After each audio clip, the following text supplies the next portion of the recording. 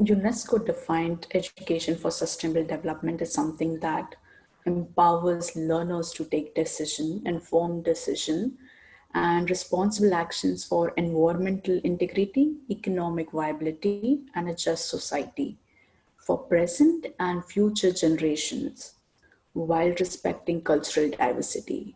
So ESD basically has three main components, that's environment, economic, and social. It's a lifelong journey, I would say. It's not just one time doing.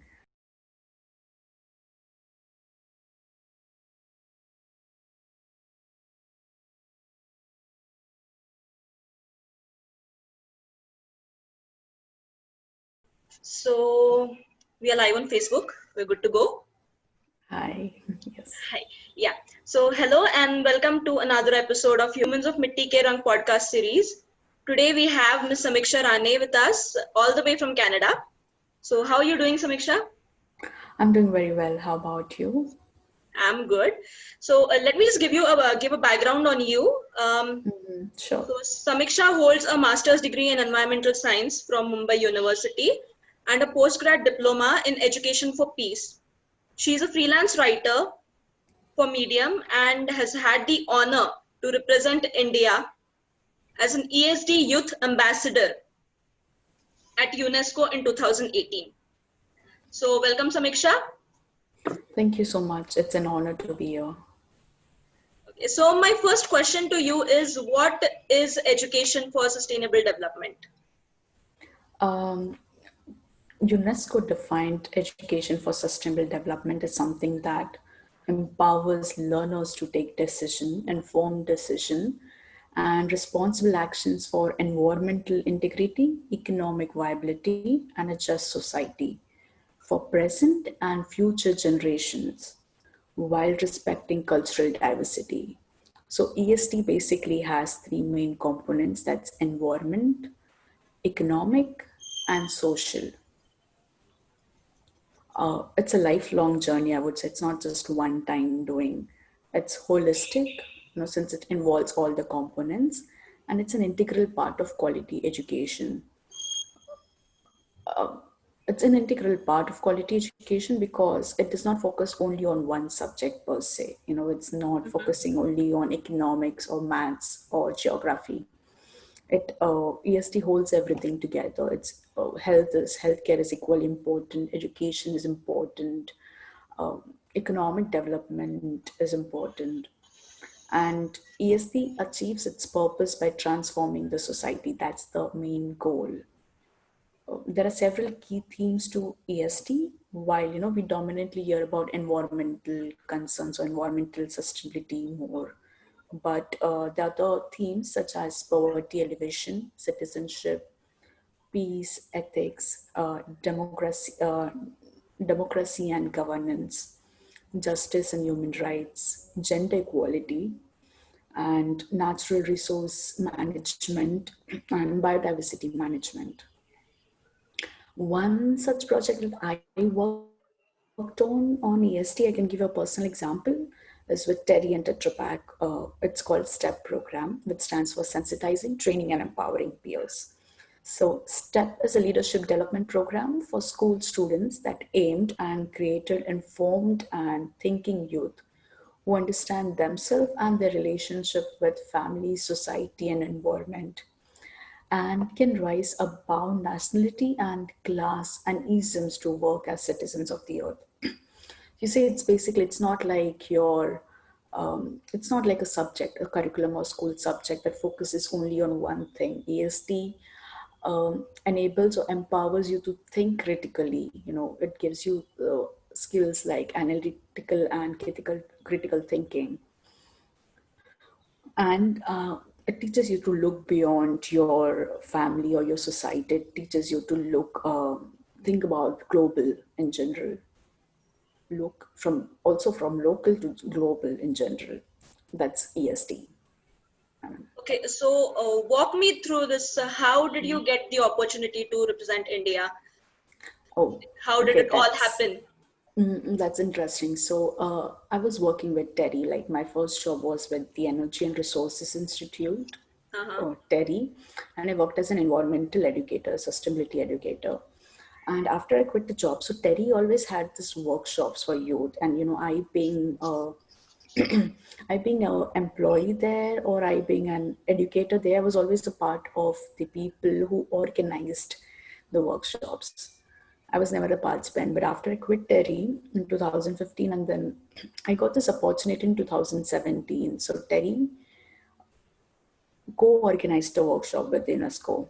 So in February 2017, four workshops were held in New Delhi, Nairobi, Dublin, and Beirut to empower leaders working on ESD.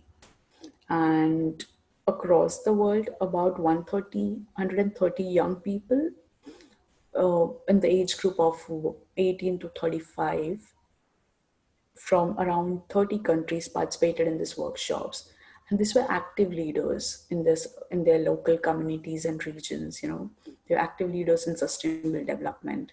So these trainings in these four locations were organized by UNESCO in collaboration with the key partner gap key partner network, and the program aimed to empower 500 youth leaders from around the world to inspire and mobilize to take action towards building a sustainable, resilient, and just local communities. So, in India or in this Asia region, TERI, TERI is the regional workshop, sorry, is one of the GAP key partner networks. And TERI organized a workshop in Delhi. In this first workshop, which I participated, we were a total of 43 youth participants, mainly from India, but also from Nepal and Hong Kong. And this workshop focused essentially on sustainable development goals, system thinking, conflict transformation, leadership, empathy, uh, communication, facilitation skills, networking, and also how to action ESD action and monitoring, what they call, how to make draft projects and how to monitor your projects. And the part after, so after completing this first phase of the training, we were expected to go back to our respective communities and conduct similar such training programs. I conducted a series of workshops focused on SDGs, conflict transformation, and empathy, and submitted my reports to Terry. And on this, I just received an acknowledgement. There was no communication hinting towards this big conference in Paris. So I thought that's it. Like I attended a workshop in Delhi. I did my workshops, follow-up workshops, and I submitted a report. I wasn't expecting anything after that. And then after about a year, like in Feb 2018, I received an email to apply for UNESCO EST conference. And I was totally thrilled. It was shocking. And but it wasn't like, it was just an invitation to apply. To I had to submit application form and a video capturing my EST work. So within 2 days, I recorded a video and I submitted. I didn't want to be late. And after about 3 weeks, I received an email confirmation from them to attend the workshop, to attend the youth conference. It was called Youth Saves the Planet. Earlier, it was like to be scheduled in Costa Rica, but then they changed the venue to Paris, which is the UNESCO headquarters. And among my group of the initial workshop, the Delhi workshop of 43 participants, I was the only participant to go ahead with to the Paris workshop. Wow. Yeah, so I'm glad, because I believe that not many people actually did the follow-up workshops after going and didn't submit the reports. So there were very few people. So that's one lesson I learned. You really have to follow up and do the thing. Had I not done that, I would have not got this opportunity. That is amazing. Yeah. So, how do you think these conferences welcome young talent? Okay, well, I think this conferences warmly welcome young talent. They give them good space and platform to learn, to develop, and enrich themselves. And irrespective of their gender, their nationality, ethnicity, you see all kinds of people. Like in my workshop, we were 92 participants from 70 countries, right? I mean, never in my life I've met so many people at one on one platform. So conferences like this gives you those opportunities. And one thing that I noticed in this conference now is that they strive to maintain a balanced representation of participants based on gender and continent. So they tried that there are equal number of male and female, and also from equal number of people representing the continent. So from Asia, maybe there were 17. So Africa equally, maybe 15, 18. So it kind of creates a balance opportunities, right? And also all this conference are only fruitful if you know how to leverage them. Otherwise it's just like you're attending one event and nothing after that. So first of all, like, you get to put it on your resume. Like, I still brag about this. It's happened in 2008 and I'm still bragging about the UNESCO stint. And you also meet a lot of like-minded people from different geographical areas. So there's so much of learning and sharing and learning that's happening. Sometimes this networks can direct you to a project or a job. This conference also, it's a great platform to show your brilliance, your ideas, your research, that can bring opportunities or organizations to you. Like, I remember I had presented a project there on citizenship education, and one of the facilitator actually asked me to send a proper project proposal draft, which I did after coming back. So in this way, you get opportunities, people connect you, and nowadays it's a world, since it's a subject of global citizenship, and also it's a world of globalization. The distance and the time doesn't like really stand as a barrier when you want to achieve your dreams. Also, this conference like this are a good way to sharpen the saw. You sharpen the saw, they say. So these opportunities actually help you take break from everyday work life, and it gives you, or it presents you with plethora of knowledge and experts. So it's up to you how you leverage or how much you learn, grasp, absorb from it. Yes. Did that answer your question? Yes, absolutely.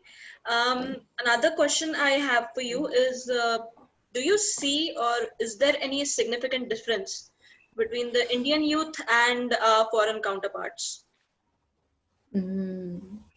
Well, I would say that the difference is not primarily due to countries. There are many factors that play a role here. It's opportunities, it's life experience, exposure. The first difference that you distinctly notice is the accent and the language. I was speaking to one of my fellow participants. She's from Latin America, and even now, like, I sometimes struggle to understand what she's speaking, and I'm sure she does when I speak. So that's one thing that you notice. But yes, in our workshop also there were participants from French and Spanish speaking countries. There's participants from Arabic speaking countries, and UNESCO certainly had translators to make it easy for such participants to understand and engage in the event, which I really appreciate. And otherwise, they all are absolutely brilliant. So for each theme and module, we were paired with different group of people. That's where it comes, right? When you interact and the way you think is different because your cultural background is different. And this Absolutely. group, yes, and this group of people were based on, sometimes continent, like all Asians come together, do this exercise, or it was based on work areas. So all people work in peace and conflict issues be together, or people working for water sustainability make a group and work together, or on the skills that we choose to develop, because there are also skill development workshop. We had writing workshop, video making workshop, or maybe a poetry workshop.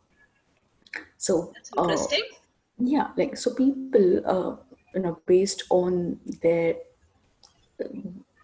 skill that they wanted to learn, group together.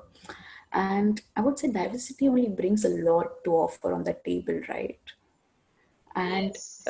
yeah, because so there's a variety of perspectives, skills, and creativity.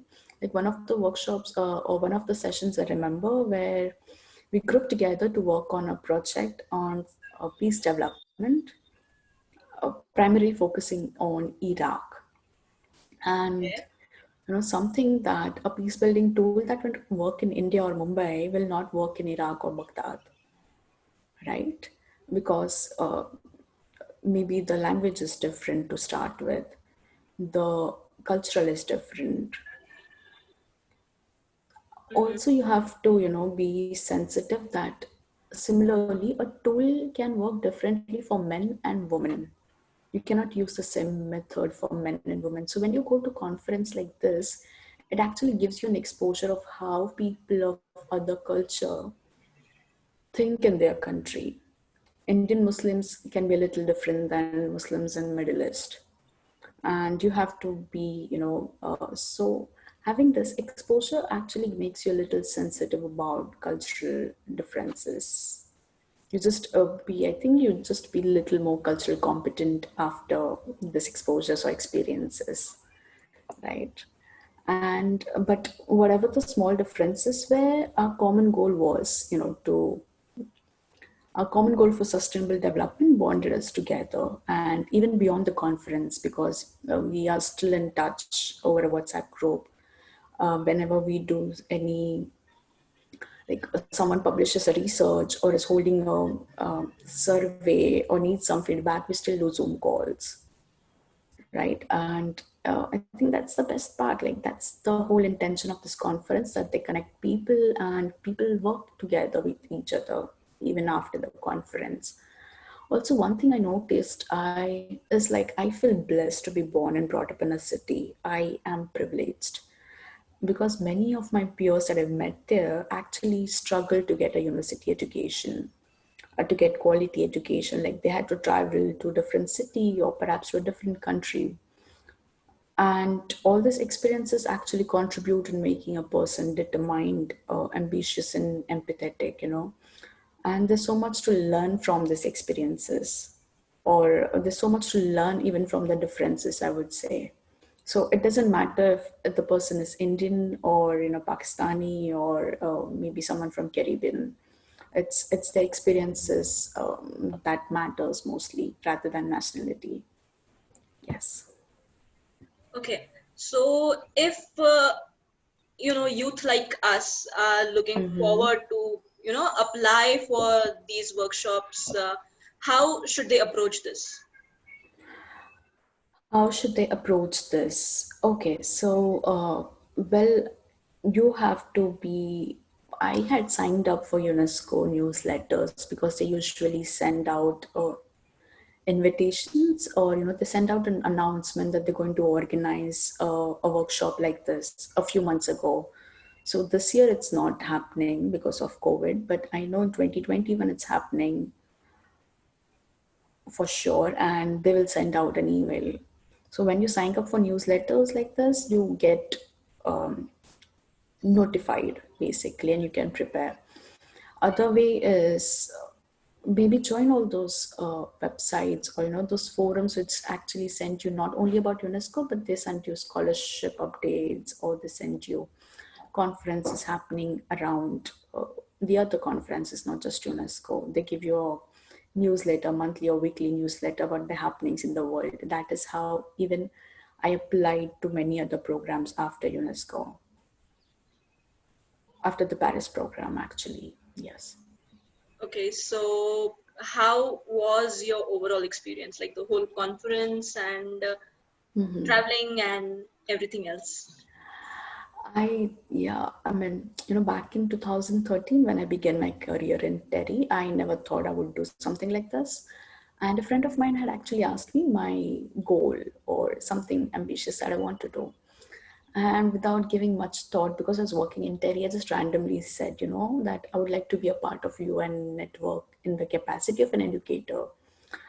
I never thought I would be an educator for first. And then I never thought of being a part of UN, or the first time I heard UN was when I was in seventh class, and it looked like something far of thing which very smart people do, and never ever thought that I would ever be even a small part of it.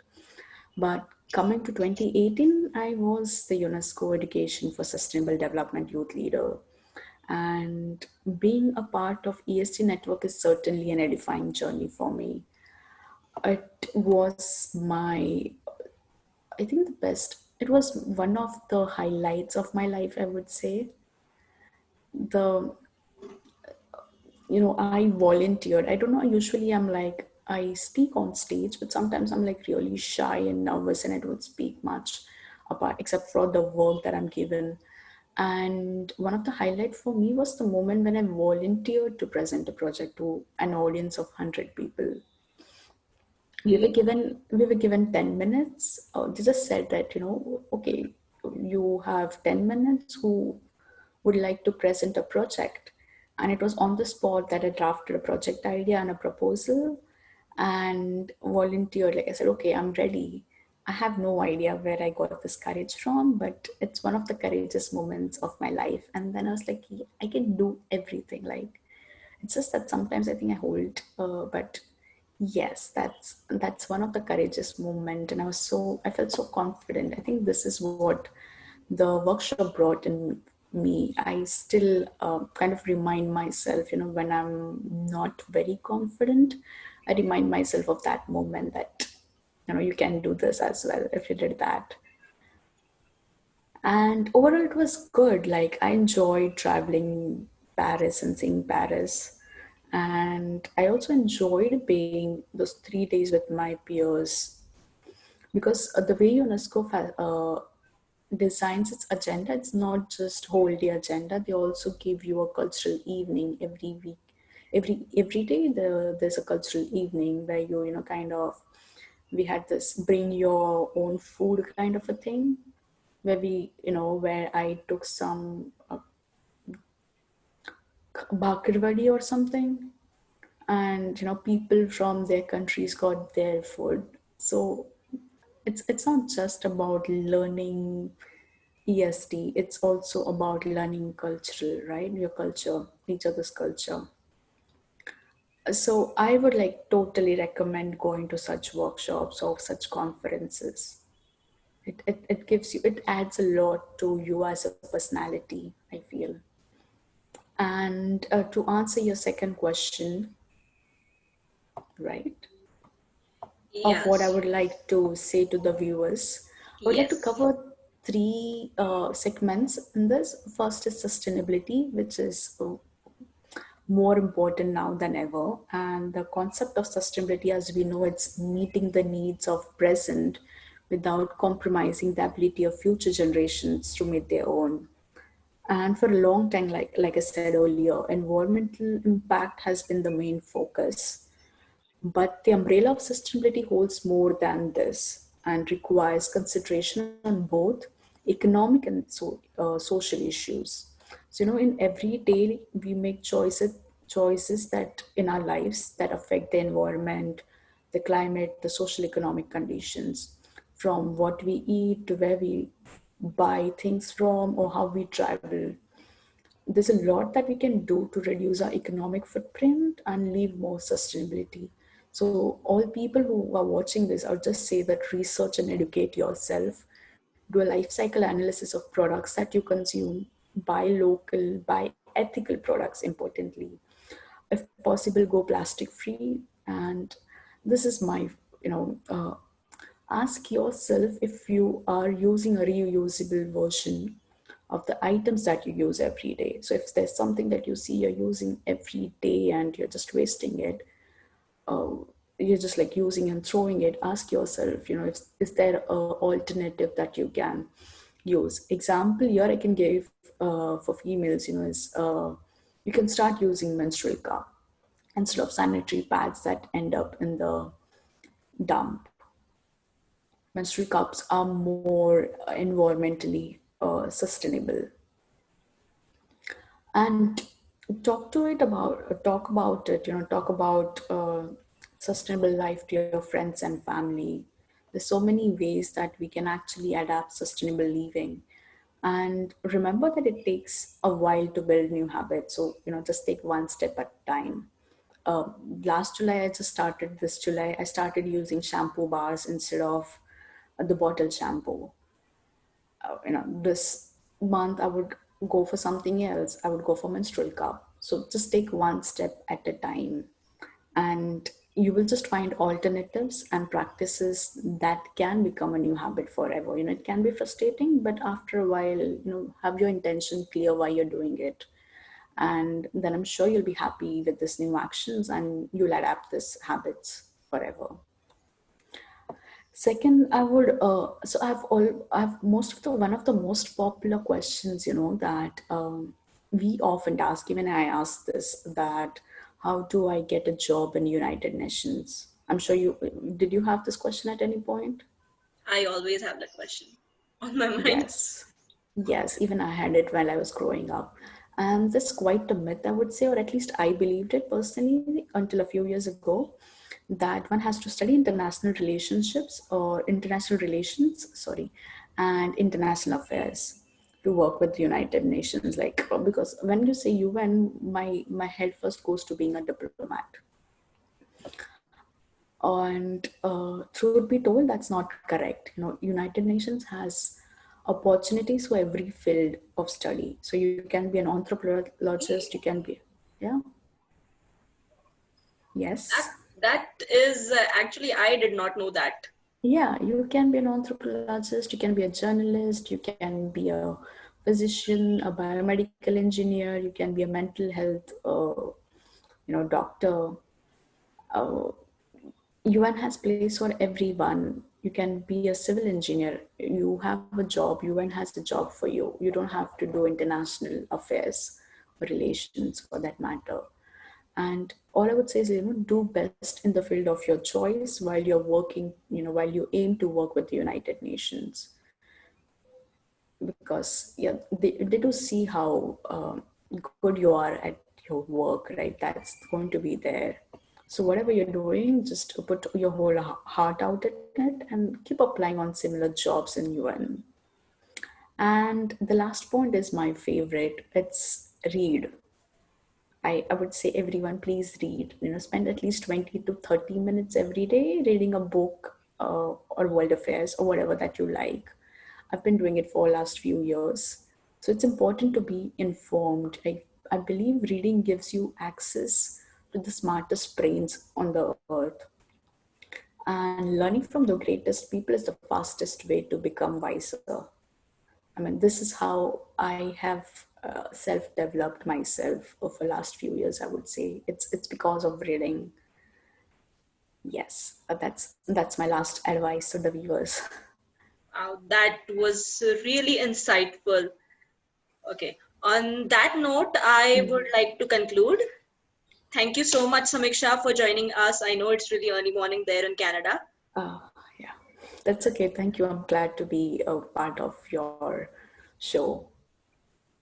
And I wish you all the best for your future endeavors and stay safe. Yes, you too. Thank you And so much. and to all the audience watching this podcast right now, stay safe, stay tuned. We'll be back with another episode of Humans of Mitti Ke Rang. Thank you.